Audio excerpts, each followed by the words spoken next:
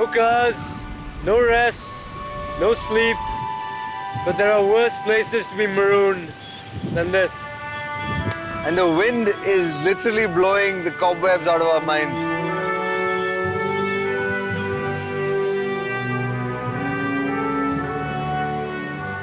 So we're being hugely philosophical today on the GLA adventure. We started off this morning by saying, can you throw a rock in the air and get it to come back and hit you?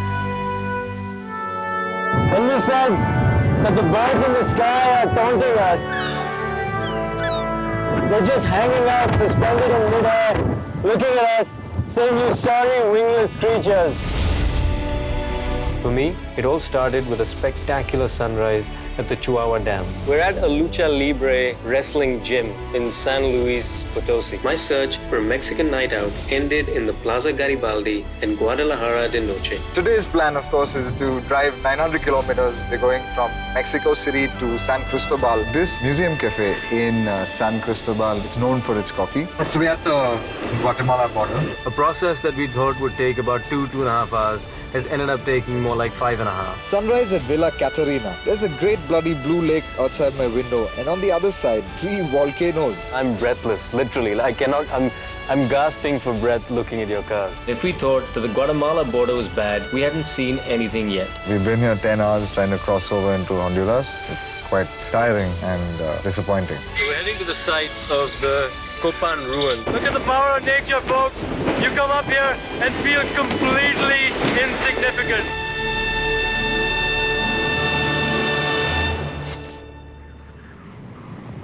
Why are ports of entry so incredibly unfriendly?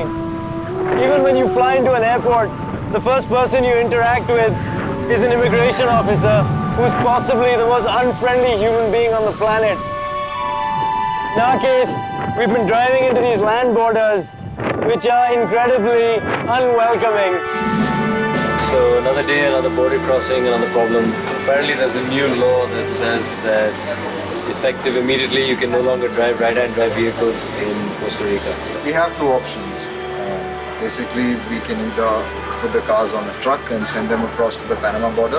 We will then hire some rental cars and go.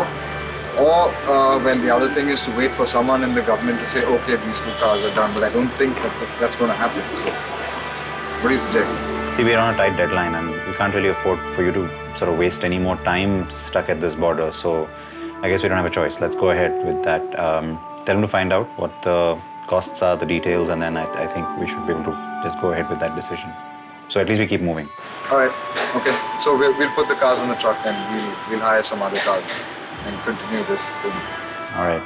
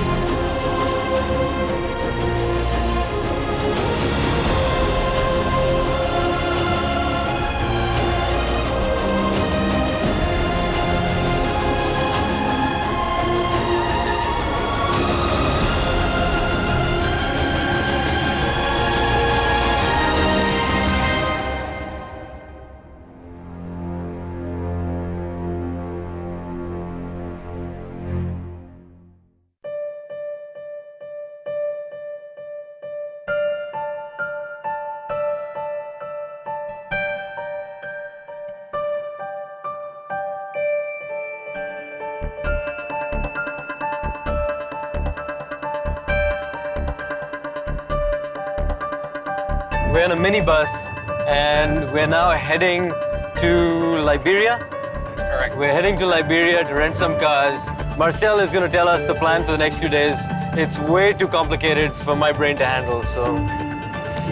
Well, to be honest, we're gonna start now, picking up the cars in Liberia, and then from there we're gonna go back to the border again to sort the paperwork for the cars to be shipped from Costa Rican border all the way to Panama border. Wait, this is our cars, right? We're going to get some without us or something. Yeah, that's our cars. That's basically what we're gonna be shipping. All right. Then once we clear the cars and the cars are on the way to the border, we are basically gonna have these 2 rental cars, and we're gonna continue our journey to Costa Rica. Our journey basically is gonna be from here to San Jose to meet up Mr. Carlos Rodriguez in La Guasima racetrack, and the next morning go across the border in Zigzaola, Caribbean side to Panama, and then having our tamborito lessons and to go to the Panama Canal. That's basically our trip for the next 2 days. So You know what we're doing, right? that is correct. Because I'm still confused. Oh, wait, who's doing the Caribbean side? That's you. That is you, sir.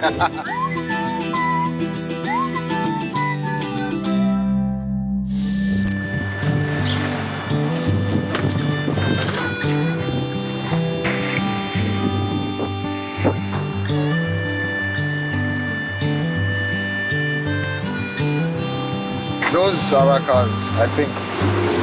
The new rental. Not too bad. It's a lot of fun. So at the risk of destroying the romanticized notion of travel and adventure, I've now been on the road for 12 days since I took my 4 a.m. flight from Delhi. No rest, no sleep. This last complication is the straw that breaks the camel's back. I'm now counting the hours between when this leg of the GLA adventure ends. I hope the leg ends before I do. I'm happy.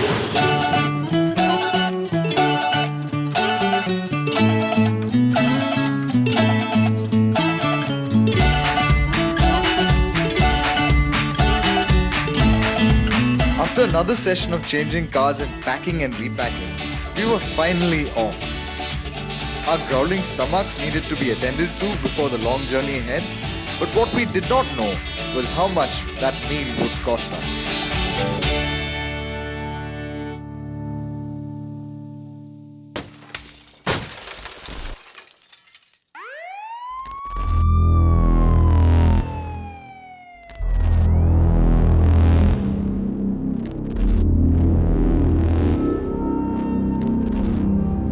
Five minutes after we drove out from the parking lot where we picked the cars up, we stopped at McDonald's to get a quick bite to eat.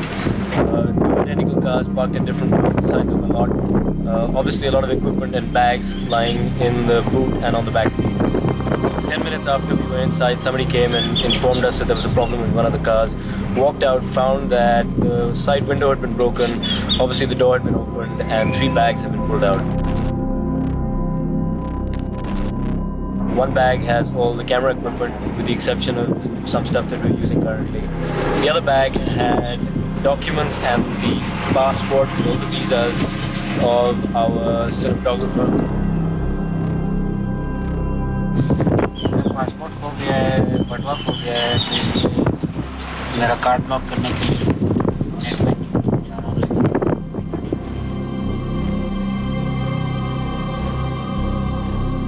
We're currently at the police station close to where the theft took place, filing a police report, spoken to the Indian Embassy to initiate the process to get a temporary passport. मेरा main ये है कि अभी passport का है, ID तो मैं कैसे भी ले सकता हूँ। To be honest with you, I think basically their best guess is we've been followed since we're being filming along the way. Seems like someone spot us, along the road, and we actually being followed after we rented the cars. And the CCTV footage, they were not able to get They're gonna request authorization it. Right so far, they don't have an authorization. They've requested it, but it's it's a process that it has to follow through. So the insurance guys just come from the rental company to verify everything that's just happened. To see we got the police papers, we got to show it to him. He's going to look at the car and say, okay, this is what happened, and maybe get us, or maybe he will get us replacement rental car so we can carry on with our journey. I tell you, sometimes some ways, where it ends.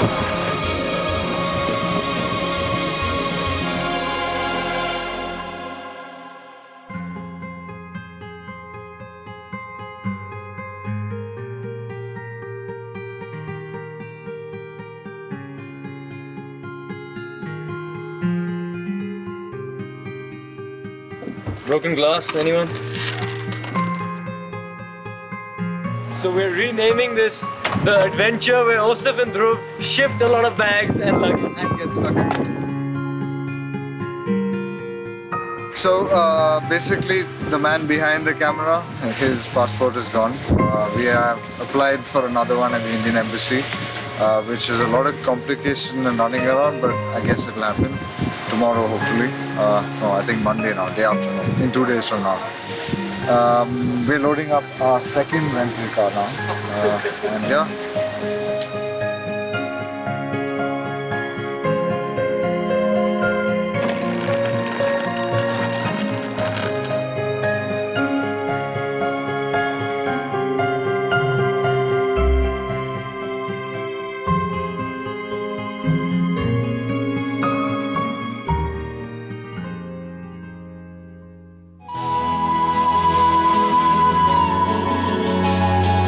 Left San Jose this morning, just got a brief glimpse of the city, which is beautiful, up and down, incredible weather. We have very little visibility.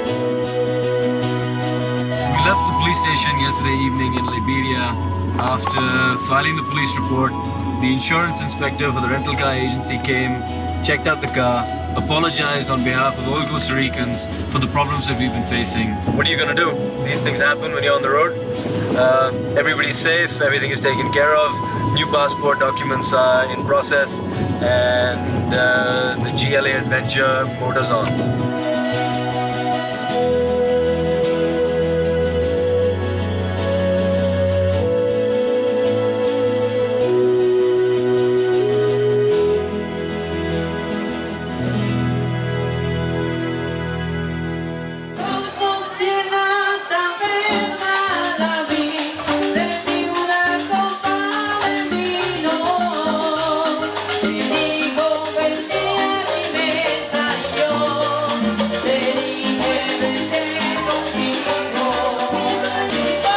Hectic few days in Costa Rica.